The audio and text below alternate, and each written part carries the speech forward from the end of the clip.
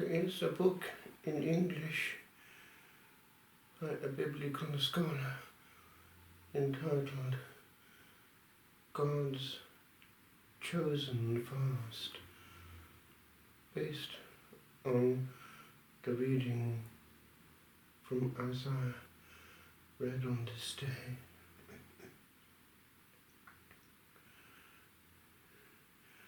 There is a whole spirituality to fasting, and it has been rediscovered in recent times through the thrust given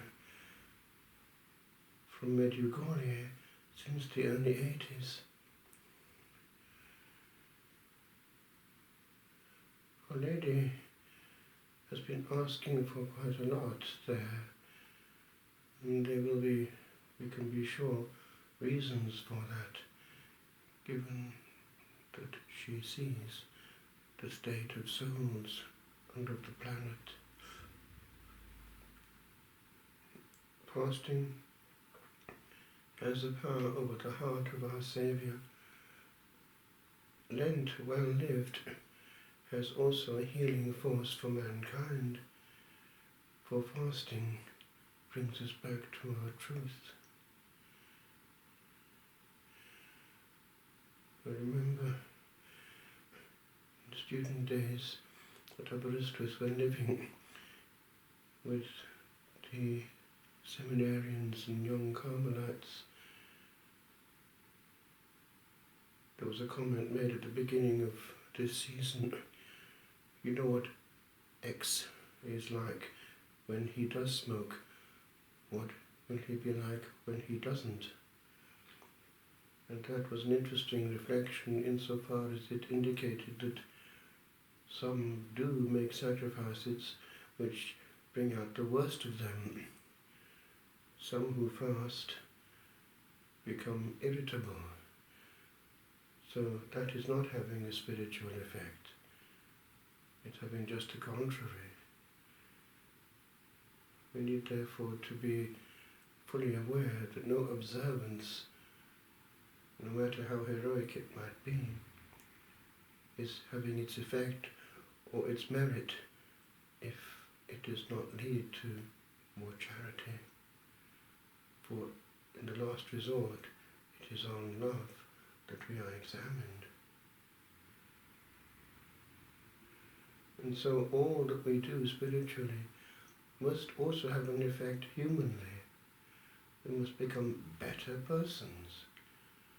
If one has, for instance, a monastery where there is much austerity, but depression and poor mental health and equilibrium and suffering caused left, right and centre, even though externally the machine might function perfectly in complete observance, then the inner dynamic has been fouled.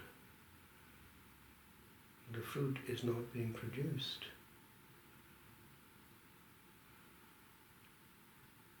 There was a monastery in Italy some years ago of enclosed nuns, and the postman was coming down the drive, and he heard strange noises from within, and they got louder. He called in the carabinieri, and they had to come in and found that there was a huge internal battle going on.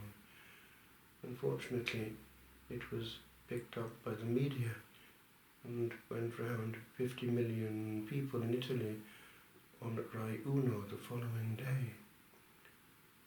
Charity, edification, observance.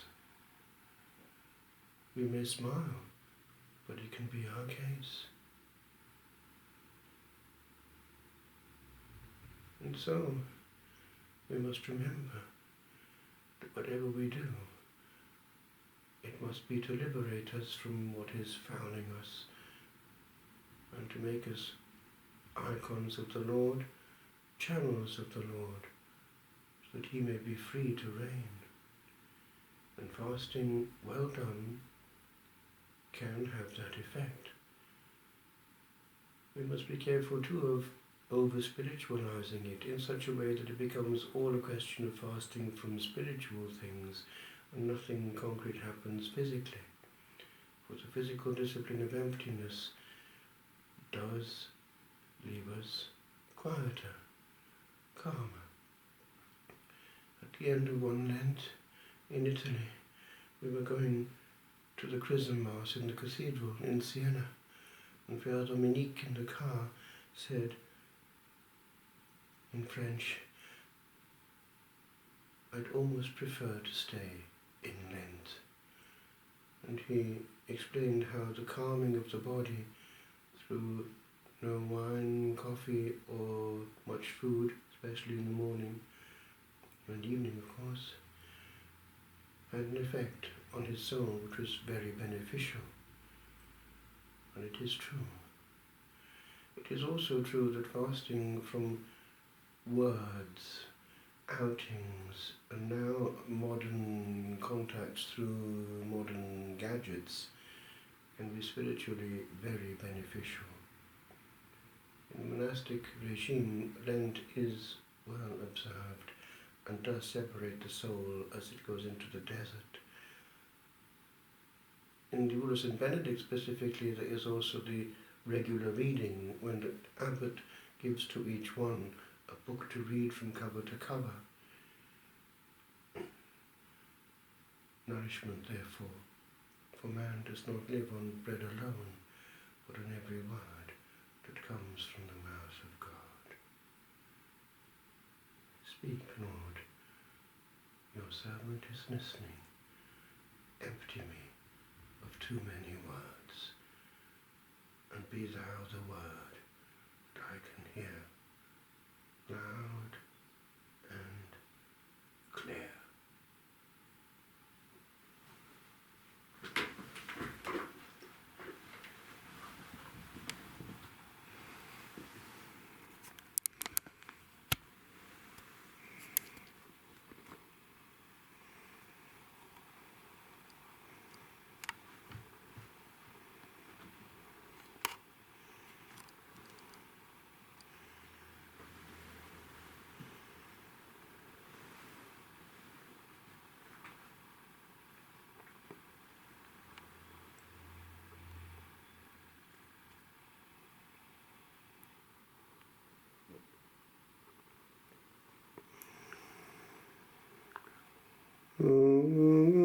Viverum corpus natum de Maria Virgine, vere passum immolatum in cruce pro homine, cuius status perforatum Fluxit aquae et sanguine, est nobis pregustatum, mortis in examine.